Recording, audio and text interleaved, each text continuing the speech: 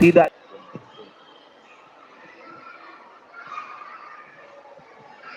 Sebelum dimulai ceramah, saya minta kepada kerjasama ibu-ibu dan panitia, anak-anak di belakang jangan ada yang ribut karena suaranya memantul.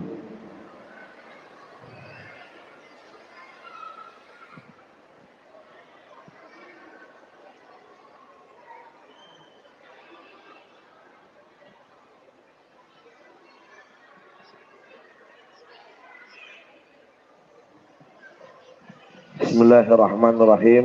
Sekali lagi dipertegas,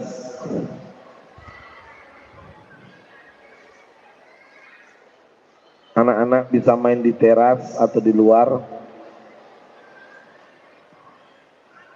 Jangan sampai berlari di masjid.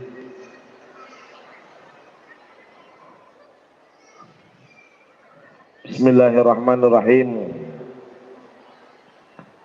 Assalamualaikum warahmatullahi wabarakatuh.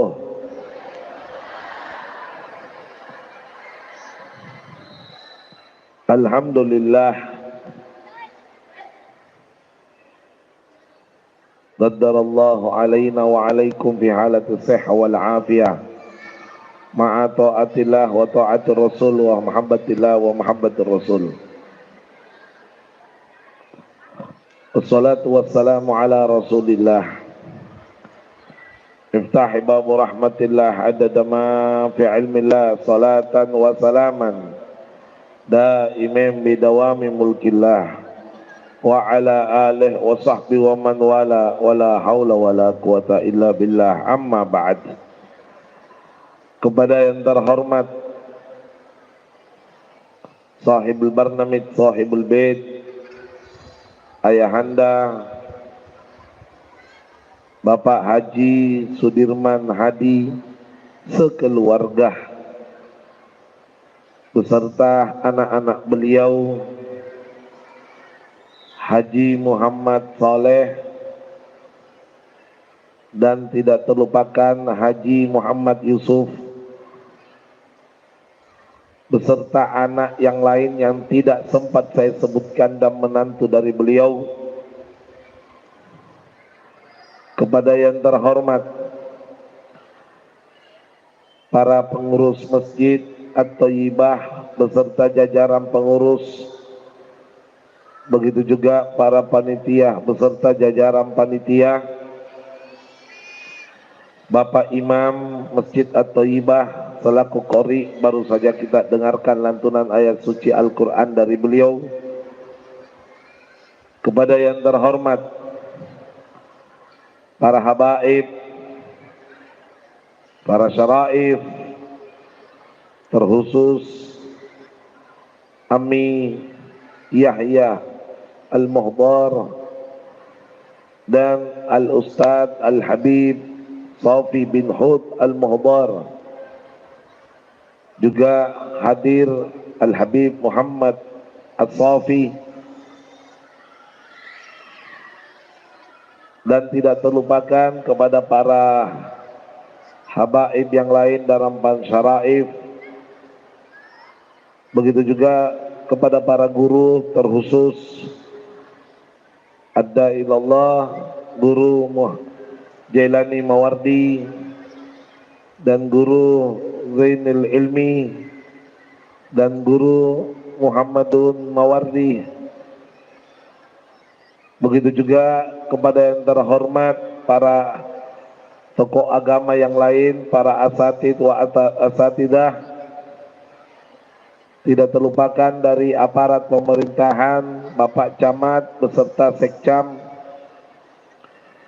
dari Kapolsek, Bapak Polsek, dan juga Bapak dan Ramil atau yang mewakili. Tidak terlupakan kepada anggota Dewan Bapak Haji Ahmad Jais.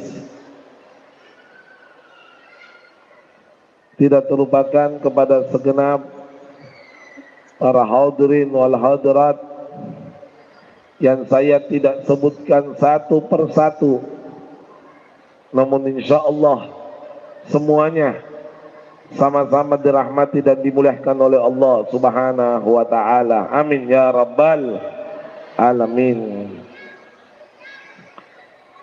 Alhamdulillah, segala puji bagi Allah yang mana Allah telah mengumpulkan kita di tempat ini dalam keadaan sehat walafiat, disertai taat kepada Allah. Ingat, jangan sampai ada yang mengatakan saya. Hilangkan kalimat saya atas kelakuan baik kita kepada Allah. Yang ada atas pertolongan Allah. Jangan sampai kita mengatakan saya sholat, saya baca Quran, saya bangun masjid, saya hafal Quran. Tidak ada saya. Semuanya la haula, tidak ada daya untuk taat, wala quwatah, tidak ada kekuatan untuk menghindari maksiat, illa billah, kecuali atas pertolongan dari Allah Subhanahu wa ta'ala. Karena ingat baik-baik, Al-Quran sudah mempertegas, wa ma asobaka min hasanatin faminallah.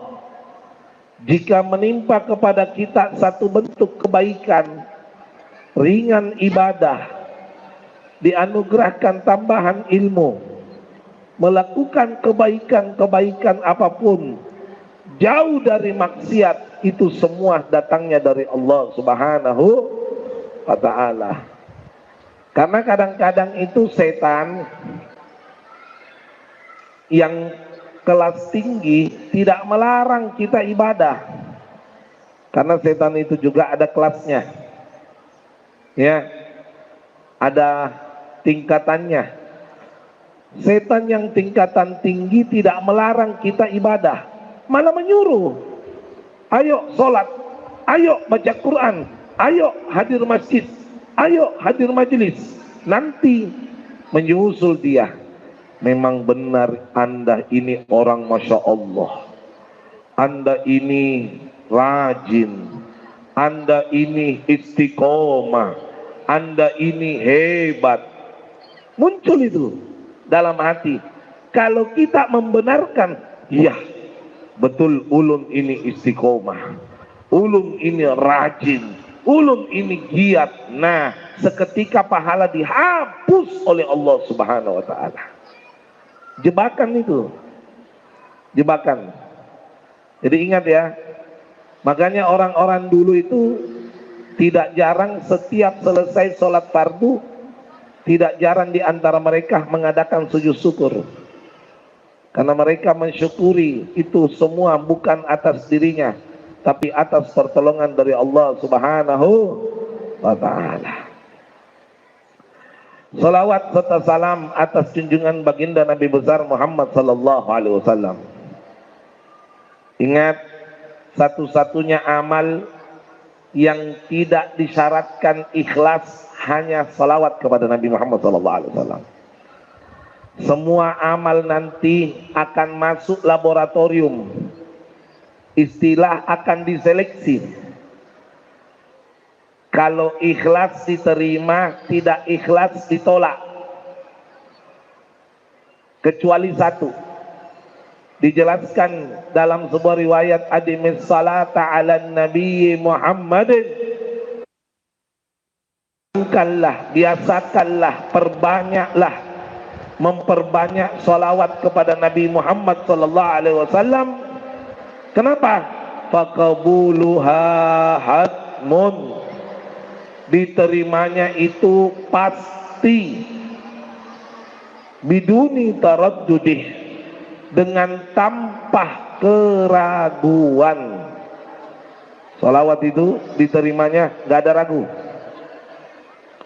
A'maluna, amal kita, ibadah kita, sholat kita nanti diperiksa, ikhlas diterima, tidak ikhlas ditolak.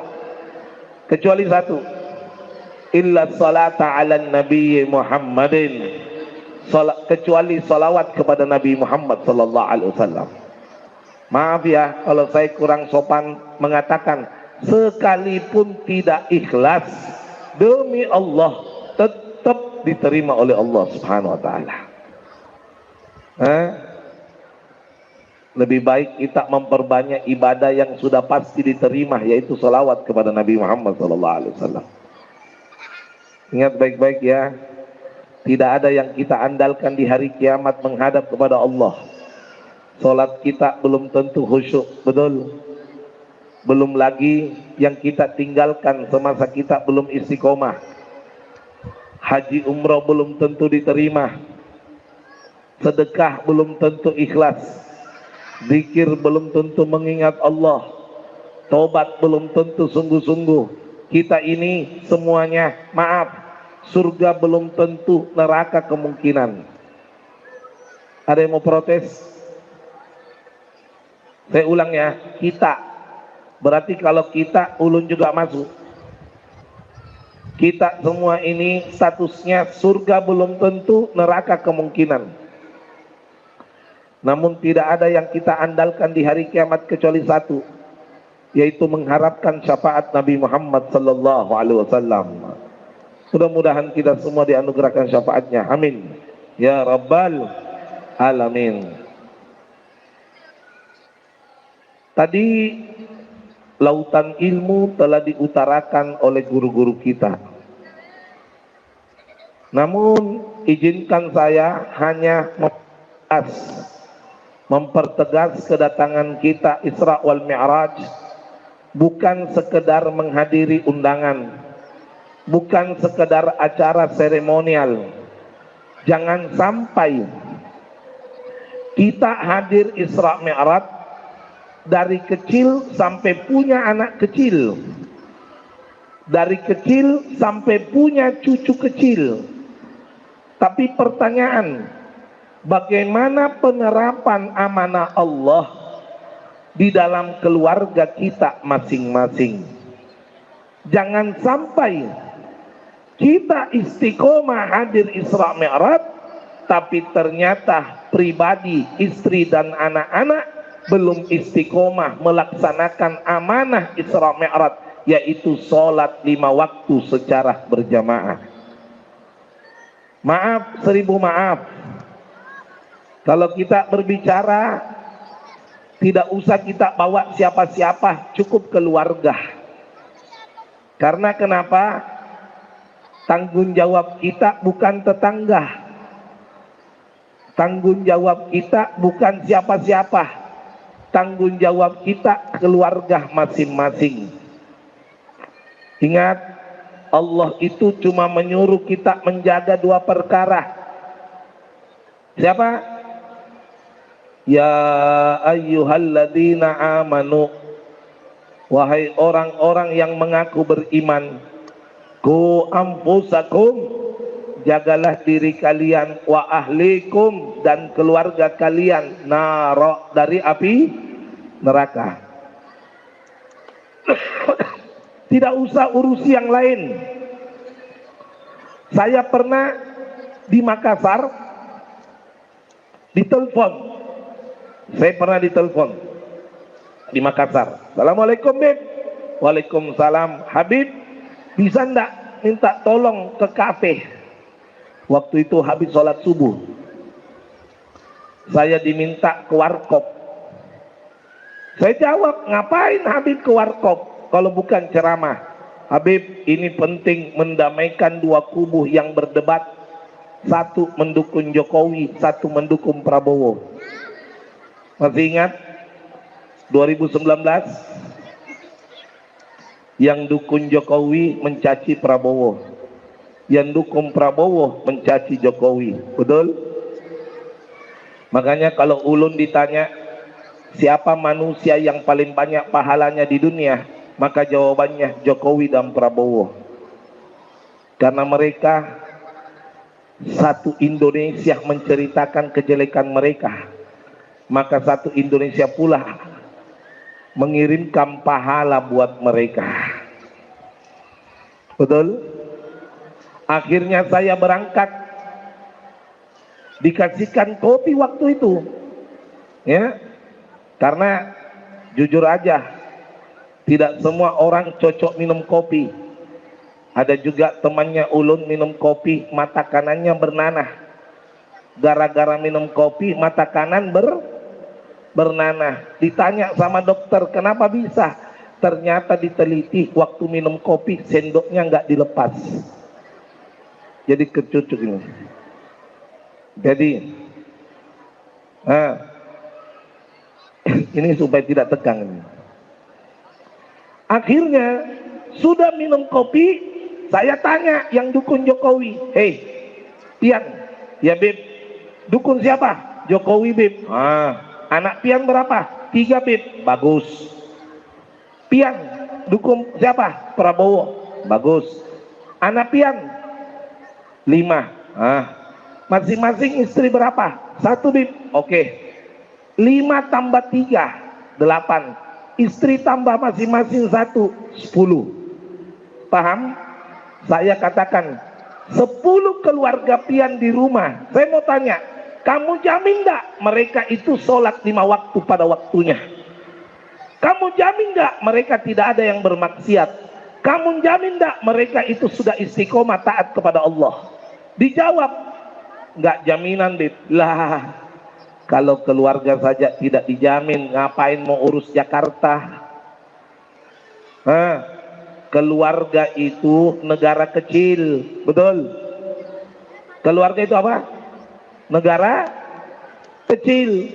Kalau negara kecil aja nggak becus kamu tangani, ngapain mau sok-sok bahas Indonesia? Betul?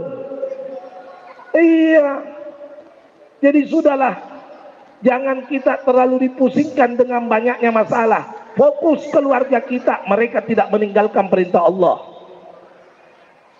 Karena saya mau tanya, jangan menghayal mau masuk surga tanpa anak. Oh, menghayal. Boleh enggak Habib bertanya? Boleh. Lanjut apa terus? Lanjut apa terus? Boleh enggak Habib bertanya, apakah di daerah sini, saya katakan Kaltim aja ya, pernah Pian melihat ada kucing masuk rumah, ekornya dititip di teras? Pernah? Enggak pernah? Alhamdulillah, berarti daerah Kaltim masih aman. Saya cuma mau bilang, Ibu, saya cuma mau bilang bahwa nanti di hari kiamat, Bapak Ibu sekalian jangan menghayal mau masuk surga tanpa ekor. Paham? Bapak-bapak ekornya 2, istri dan anak-anaknya.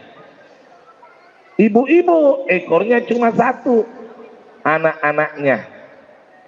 Makanya ibu-ibu jangan khawatir, kalau suami tidak sholat, ibu tidak ikut berdosa, aman. Sebaliknya kalau istri tidak sholat, maka siap-siap suami juga dapat dosa di hari kiamat. Makanya istri kalau tidak sholat itu bisa dihukum. Hukumannya istri kalau tidak sholat, pertama, tidak dapat uang belanja. Ternyata yang cari nafkah bininya. Tambah lagi ya. Itu pertama, tidak boleh dapat uang belanja.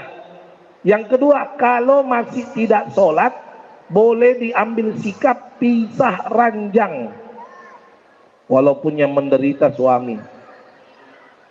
Tapi ini namanya mendidik. Ya. Yang ketiga, kalau masih tidak sholat, boleh diadakan pukulan kecil. Apakah betisnya, telapak tangannya dipukul? Niatnya apa? Mendidik. Karena kenapa? Pian kalau istrinya tidak sholat, hati-hati di hari kiamat. Tapi kalau tetangga tidak sholat, tidak masalah. Jelas? Jadi nggak usah urusi tetangga. Habib tetangga, Habib tetangga. Jangan sok-sok pintar mengeritik orang kalau keluarga kita nggak becus, betul? Nah ini, perhatikan baik-baik. Apalagi istri-istri yang suka keluar tanpa izin. Masya Allah. Hati-hati bu, karena ibu-ibu akhir zaman punya ilmu hilang-hilang. Tapi bukan ibu-ibu di sini. Ibu, ibu, tahu ndak bedakan pedagang sama ulama?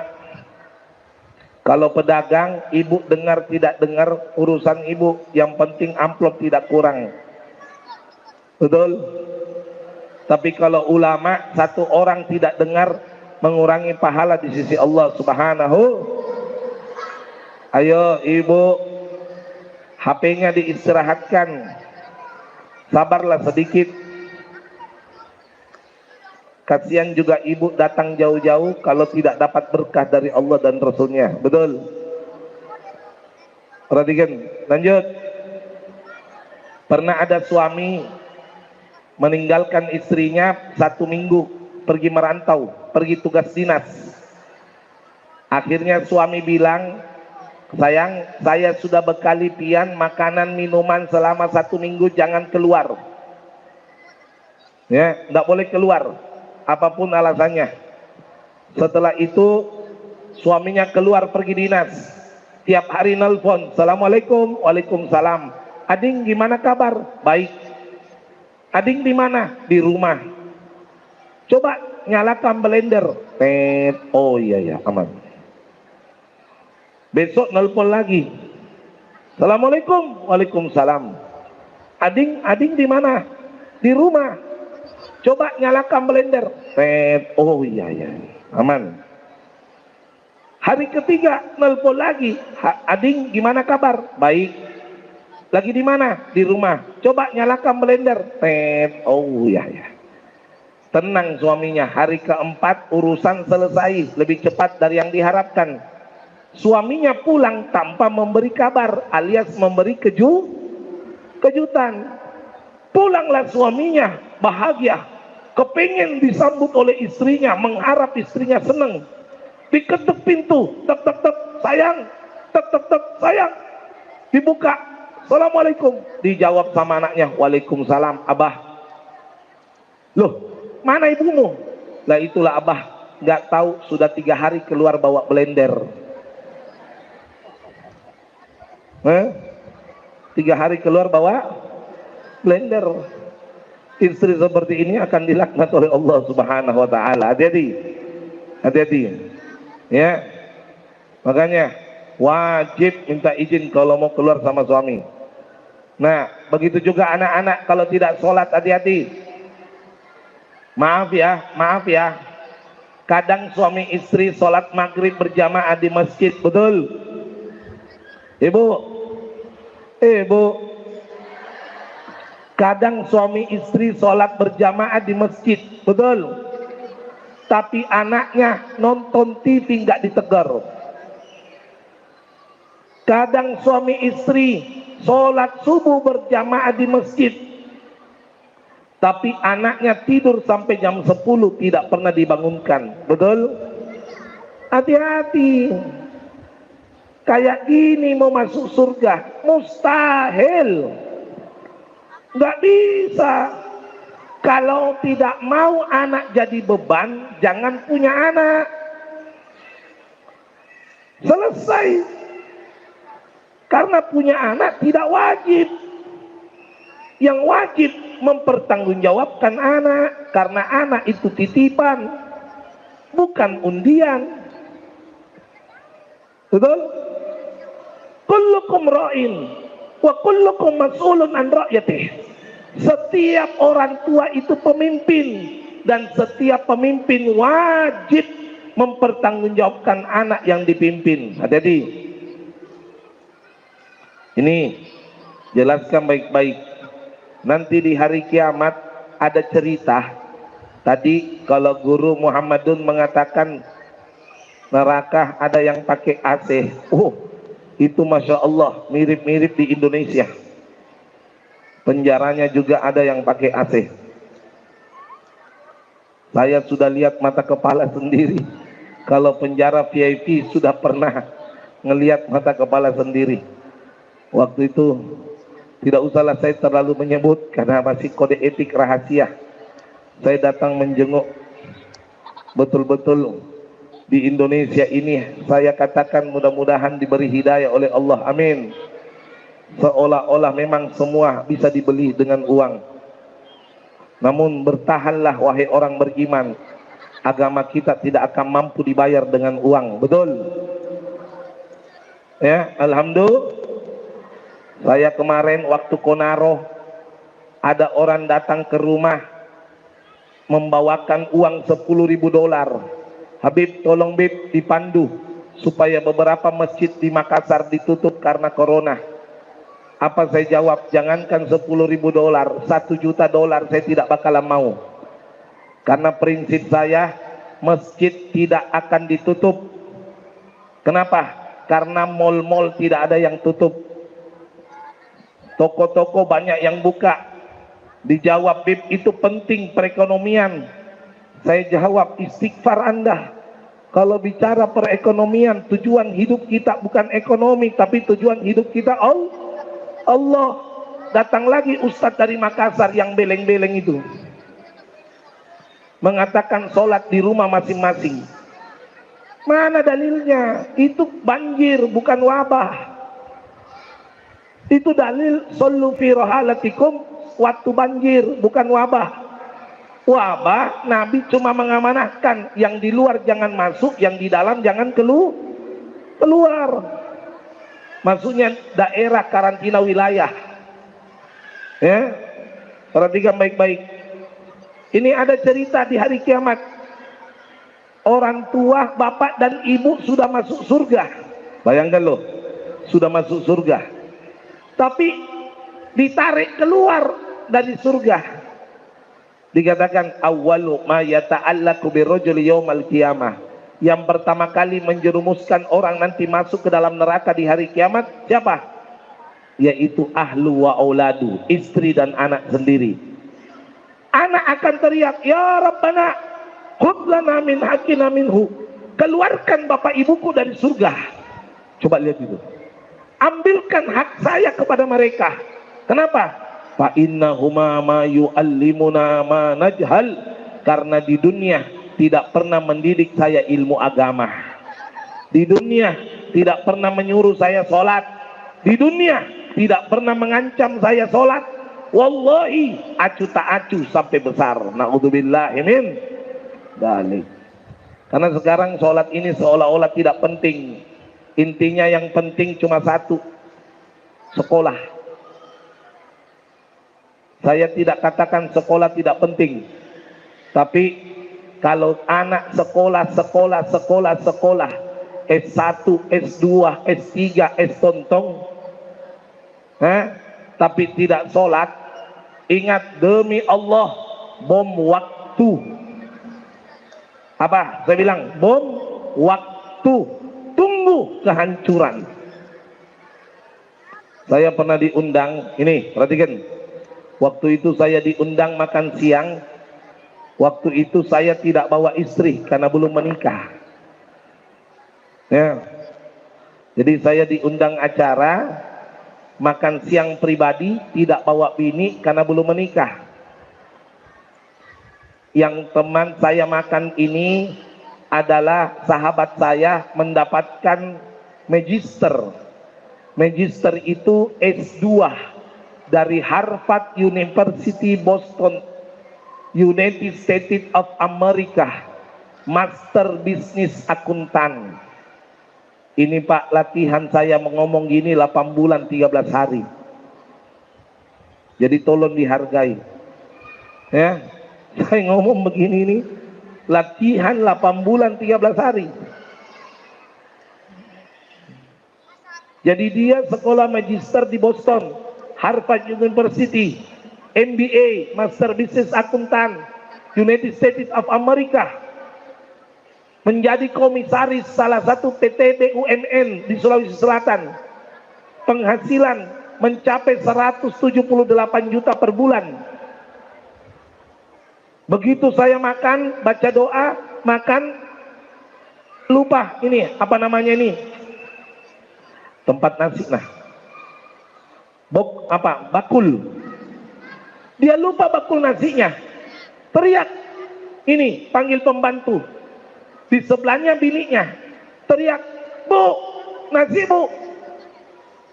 Saya tegur, jangan kasar sama pembantu. Pembantu itu manusia, apalagi sudah tua, haram kalau kasar. Dengarkan jawabannya. Habib minta maaf. Kenapa? Itu bukan pembantu saya. Siapa? Semenjak bapak saya meninggal, itu ibu saya numpang sama saya. Masya Allah. Langsung hilang nafsu makan saya setelah habis 2 piring. Langsung hilang. Enggak nafsu makan lagi. Coba bayangkan, itu dah. Sekolahkan anak penting, tapi tanamkan anak sholat lebih penting. Sehingga kalau dia menjadi orang yang sukses, dia menjadi orang yang takut kepada Allah. Betul? Di Indonesia ini, saya lancang ini berbicara ini. Saya dikepung ini, polisi sama militer ini. Kalau saya termasuk menghina negara, saya berhak untuk ditangkap. Di Indonesia ini tidak kurang orang pintar, tapi kurang orang benar. Betul? Orang pintar banyak, yang kurang orang benar. Karena kenapa? Anak diajarkan hanya pendidikan, tapi lupa diajarkan takut sama Allah. Kalau dia takut sama Allah, maka kalau dia sukses, misal jadi polisi, dia jadi polisi yang berbakti kepada Allah dan Rasulnya. Dia jadi tentara, dia akan jadi tentara yang berbakti kepada Allah dan Rasulnya. Dia jadi ASN, dia akan jadi aparatur negara yang takut kepada Allah Subhanahu wa ta'ala. Namun sekarang kenyataan la ilaha illallah. Coba perhatikan. Halo.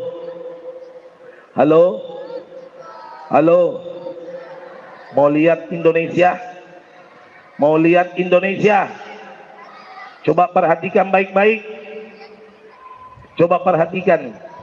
Baru kali ini ada manusia yang mau divonis dibuatkan KUHP.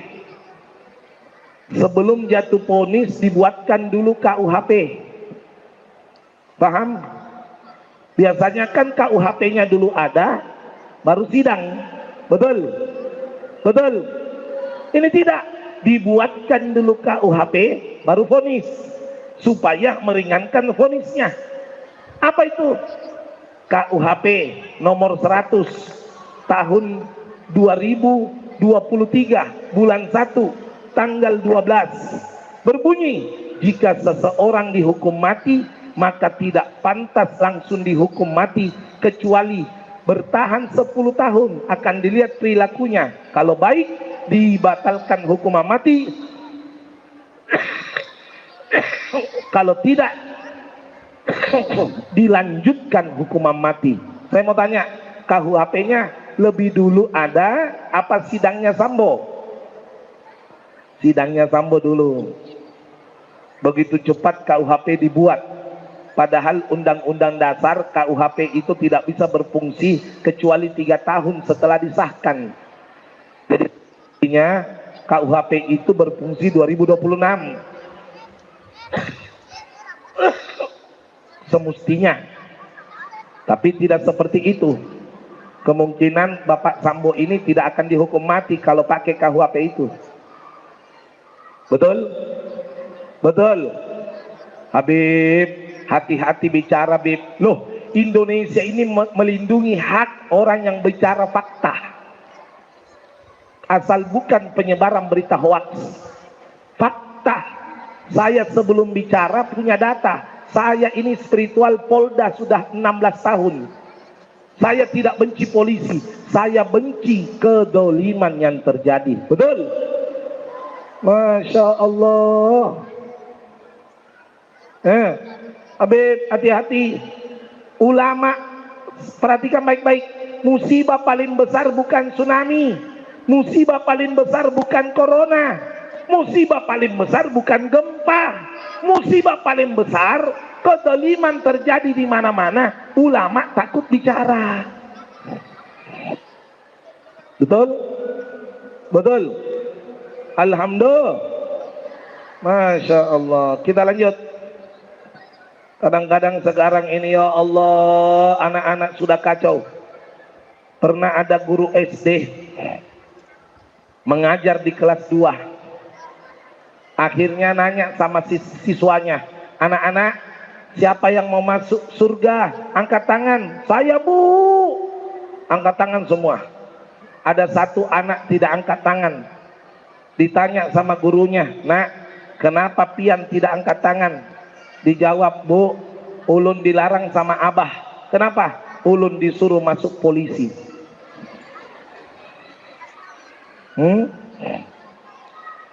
Nggak jadi masuk surga kayaknya. Coba lihat hancurnya keadaan sekarang. Ayo, saya mau tanya, Ibu, kalau anak pulang sekolah siang-siang yang ditanyakan apa?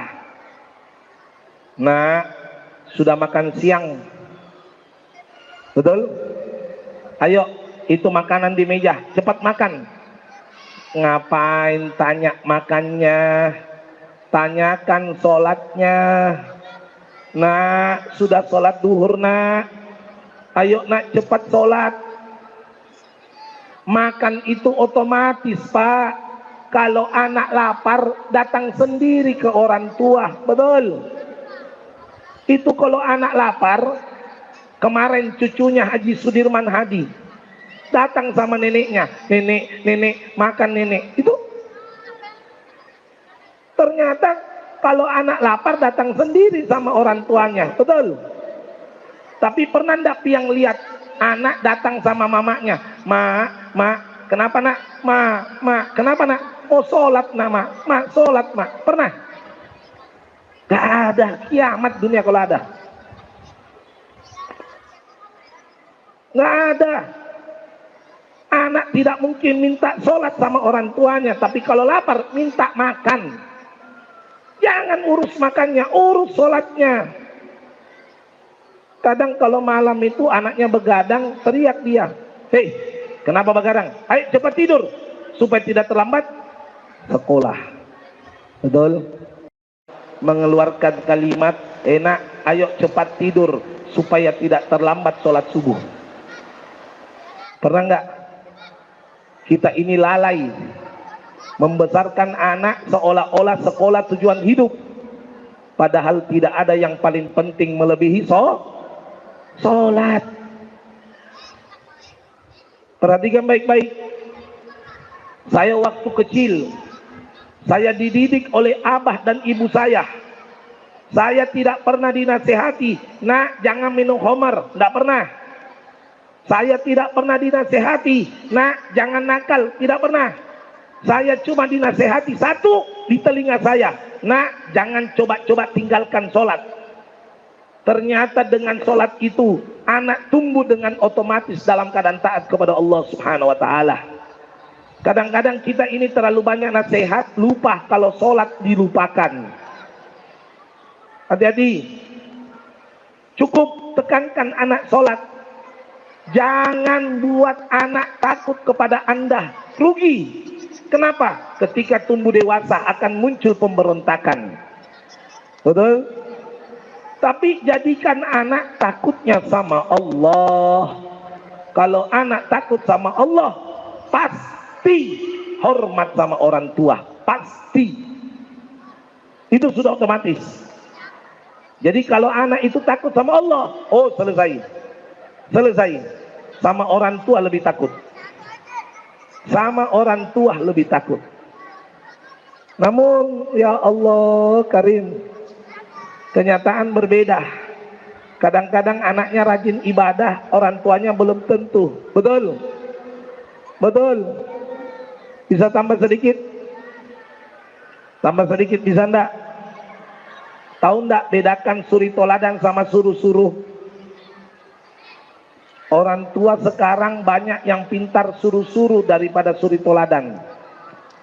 Kadang-kadang teriak, enak pergi sholat di masjid. Bapaknya pegang remote TV One, memang yang terbaik.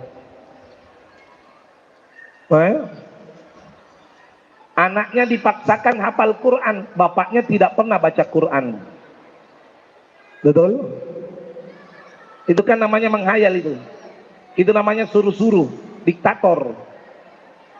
Kalau kepengen anak Anda bagus, jangan terlalu banyak disuruh, banyak kasih contoh.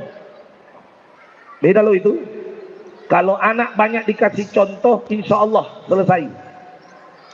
Maaf, anak saya namanya Muhammad. Waktu lebaran saya mau belikan baju, saya mau belikan celana karena masih kecil, waktu itu 8 tahun. Apa katanya? Abah, saya enggak mau celana, mau gamis kayak abah. Loh nak, enggak apa-apa nak, kayak sepupumu nak. Teman-temanmu pakai celana sama baju, kok masih kecil. Enggak abah, biarkan temanku pakai celana, saya mau kayak abah. Kenapa? Karena orang tua itu cermin bagi anaknya. Kalau orang tua hebat juara adu ayam, anaknya insya Allah juara juga adu ayam. Otomatis. Paham dah ini? Dibina. Dari kecil. Ada lagi yang bilang, kalau sudah masih kecil Habib, nggak usah dulu disuruh sholat, nanti kalau besar. Salah. Kalau besar disuruh sholat berantem. Ayo perhatikan, pernah ada yang datang ke rumah ulun, ibu-ibu mau daftarkan anaknya mondok. Mungkin guru Jailani mau terima ini santri, bisa didengarkan guru. Ketuk orang tuanya, ketuk, assalamualaikum, waalaikumsalam. Habib maaf, Habib tidur. Oh enggak, saya tidak tidur karena sudah buka pintu. Ya, kalau tidur tidak bisa buka pintu. Kenapa? Habib, saya mau daftarkan anak saya mondok. Mana anaknya? Disuruh keluar dari mobil. Ya Allah, sedikit lagi kena kusen pintu. Tinggi. Loh, ini anaknya? Iya. Berapa umurnya? 17 tahun, Bib. Loh. 17 tahun begini? Iya, Bib. Kenapa mau dipondokkan? Bib, minta tolong, Bib. Tiap hari berkelahi sama abahnya, Bib. Dia lawan bapaknya, Bib. Wah, Bu, kalau gitu ndak usah mondok. Kenapa? Bapaknya dilawan, ustadznya dibunuh. Ndak usah. Giliran rusak dikasih pesantren, pintar dikasih universitas. Betul? Ini akhir zaman. Seolah-olah pesantren tempat sampah. Kalau pintar, nah besar kau bakalan jadi dokter. Kalau pintar itu. Kalau bodoh, Bu, ndak kuat saya lihat anak itu, Bu, selalu nginap di luar. Nah kalau udah, Bu, lebih baik mondokkan saja. Emangnya pesantren tempat sampah apa? Yang bongol-bongol ditaruh di pesantren, yang pintar-pintar di universitas, koslet. La ilaha. Membina anak itu dari kecil. Pian tahu ndak pohon mangga? Tahu pohon mangga? Ini sedikit ini, tahu pohon mangga? Tahu pohon mangga? Pohon mangga itu kalau masih kecil bengkok gampang diluruskan. Ini misal pohon mangga sejengkal 2 jengkal bengkok, pencet tanahnya, ganjal kayu, insya Allah lurus. Tapi kalau pohon mangganya, marhaba, fadal, ya ahlal Palembang.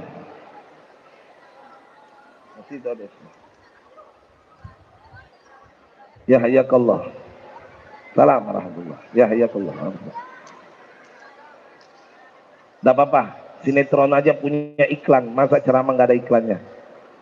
Nah. Memfarid. Ya langsung duduk. Tidak apa-apa Pak Kapolsek. Tetap posisinya. Wah ini Kapolsek soleh ini. Ini Kapolseknya pasti rajin sholat ini. Masya Allah.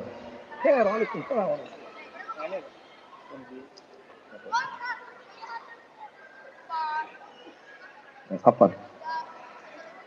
Lanjut ya. Ini sedikit tambahan. Pohon mangga tahu ya? Pohon mangga itu kalau kecil sejengkal dua jengkal bengkok. Perhatikan, ini penting ini. Pohon mangga sejengkal dua jengkal bengkok, insya Allah gampang diluruskan. Betul? Gampang. Bagaimana? Pencet tanahnya, ganjal kayu, insya Allah lurus. Betul? Lanjut. Perhatikan. Kalau pohon mangga itu, halo, sesedih-sedihnya film India, lebih sedih ceramah lalu nggak didengar. Betul nggak? Mata fokuslah kepada para mubalik. Anda tahu sahabat kalau Nabi lagi ceramah, itu sahabat kepalanya tidak jarang menempati bertelur di atas kepalanya. Kalau kepala pian merpati tidak bakalan datang, soalnya kayak petinju. Ini sahabat merpati hinggap di kepalanya gara-gara istiqomah betul mendengarkan Nabi Muhammad SAW. Habib itu kan Nabi, al ulama warasatul anbiya. Betul? Ingat baik-baik. Kita lanjut. Lalu kalau pohon mangga itu 1 meter 2 meter bengkok, agak luruskan, agak sulit. Bagaimana? Ikat batang, tarik ke pagar, insya Allah lurus. Masih bisa. Tapi kalau pohon mangganya 15 meter tingginya, nah perhatikan, 15 meter tingginya, bengkok, oh selesai. Innalillahi wa inna ilaihi rajiun. Jangan coba-coba diluruskan. Kenapa? Anda yang bengkok. Begitu juga membina anak dari kecil. Bagaimana Habib Abdul Qadir bin Ahmad As-Segaf Jeddah dididik sama bapaknya Al Habib Ahmad As-Segaf. Ini Habib Ahmad mendidik anaknya Habib Abdul Qadir bin Ahmad As-Segaf. Mulai lahir umur 1 hari sudah dibangunkan sholat subuh. Umur 1 hari. Jadi setiap adzan Allahu Akbar dibangunkan anaknya bayi. Adzan duhur dibangunkan, adzan asar dibangunkan, maghrib dibangunkan, isya dibangunkan, padahal masih bayi. Kenapa? Dia mau mendidik anaknya sejak ada pada tanggung jawabnya. Menanamkan waktu sholat harus bangun. Anak bayi, bagaimana jadinya? Jadi wali kutub. Gurunya Habib Umar bin Muhammad bin Hafid bin Syah Abu Bakar bin Salim, seorang wali kutub yang ada di Jeddah, almarhum Habib Abdul Qadir bin Ahmad As-Segaf. Jadi wali anaknya. Ini baru yang didikan namanya.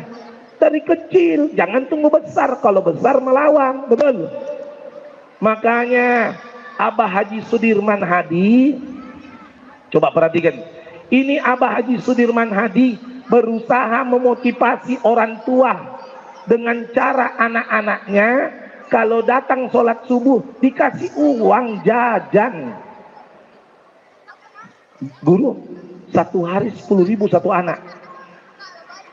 Jumat 2 kali lipat 20.000. Jumat itu bukan cuma anak-anak, orang tua juga dapat. Buktinya Habib juga dapat. Kemarin Habib dikasih 20 sama Pak Haji. Sambil senyum Pak Haji, terima aja Habib berkah. Oh iya Pak Haji, saya terima. Kenapa? Niatnya Pak Haji supaya anak-anak terpancing ke masjid. Tapi ternyata orang tuanya tidak ikut. Pengharapan motivasi sebenarnya itu. Nah, gitu. Mudah-mudahan insya Allah ya kita ambil pelajaran. Jangan sampai untuk apa?